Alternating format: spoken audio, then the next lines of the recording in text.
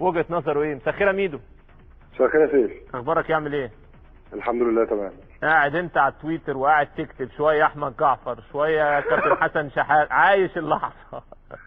لا طبعا، لا في للاسف يا سيف طبعا في حاجات هو تويتر يعني المفروض اساسا معمول يعني يعني مش عشان هو يتاخد منه كل كلمه بتتكتب فيه تتنقل لاخبار على المواقع وكده، وطبعا ساعات الواحد بيكتب حاجات يعني كلها هزار وبتتنقل في المواقع يعني على انها اخبار يعني منقوله بشكل جدي عن الحقيقه بتاعتها يعني.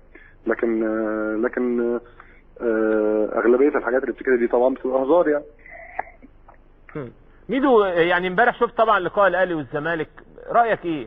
يعني كل الناس بتقول ان الزمالك امبارح واضح ان هو جاي في الطريق، ظهر بمستوى ما كانش الناس متوقعه كده، شباب صغير بس قدوا مباراه كبيره، رايك ايه؟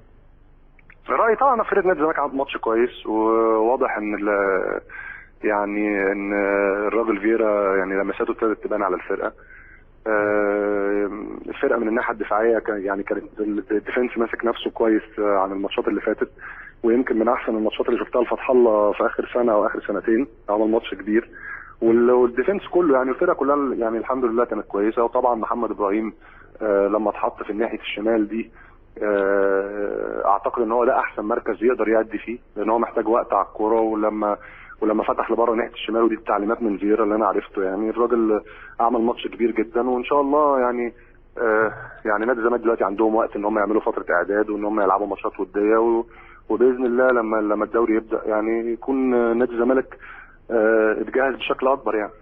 ميدو، رايك ايه في قضيه ابو تريكه والقضيه اللي اثارت من فتره وبعدين رجع دلوقتي النادي الاهلي وقع عقوبه على ابو تريكه والموضوع انتهى، ولسه في بعض اللاعبين زي الكابتن وائل جمعه قال الموضوع محتاج وقت، واحنا كان لنا وجهه نظر ان في عالم الاحتراف طالما ان انت غرمت فلوس الموضوع منتهي، رايك ايه؟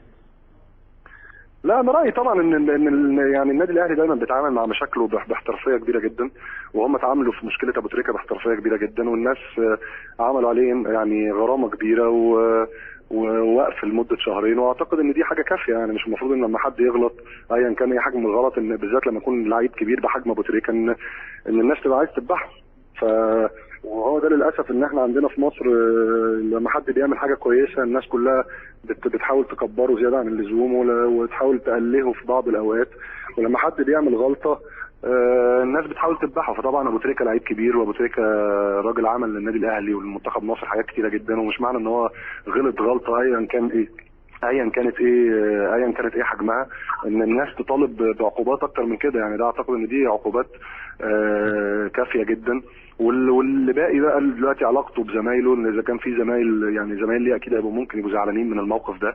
اعتقد ان علاقه ابو تريكه بيهم وعشره العمر السنين دي كلها دي تشفع ان كل حاجه في الفتره اللي جايه ترجع لمجاريها، ونشوف ابو تريكه تاني سواء في النادي الاهلي او منتخب مصر باذن الله.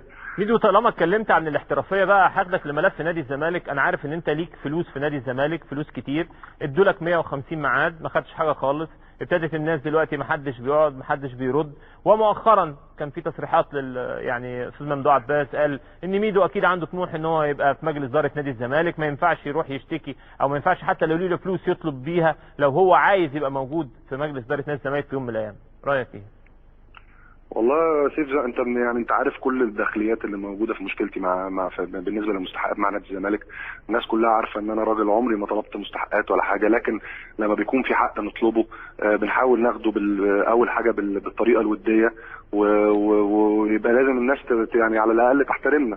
للاسف احنا الفتره اللي فاتت كلها يعني اخويا متواجد في مصر وانا من هنا بنتكلم في التليفون، بنحاول ان احنا ناخد ميعاد مع الناس ان احنا نقعد معاه لمده 4 شهور حتى يقولوا لنا هيدفعوا لنا الفلوس امتى. الناس ما كانتش بترد، وبعد كده ردت. واللي هو صبري سراج قعد مع اخويا من اسبوعين واتفقوا معاه على مواعيد دفع الشيكات، وقالوا لنا ان احنا يعني حتى هناخد دلوقتي جزء بسيط جدا والباقي حتى هنقسمه او يعني هيبقى في تقسيط للمستحقات لمده سنه قدام. وقلنا مفيش مشكله عادي، يعني احنا مراعيين ظروف النادي ومفيش اي مشكله ناخد الفلوس ان شاء الله ناخدها بعد 2-3 بس يبقى في يعني اتفاق على جدوله المستحقات هتبقى امتى. لكن للاسف بعد كده جينا بعد ما الناس اتفقت على المواعيد وكل حاجه لقينا ان الاستاذ ممدوح عباس طلع بيقول لا ارجعوا اتكلموا مع لجنه الكوره.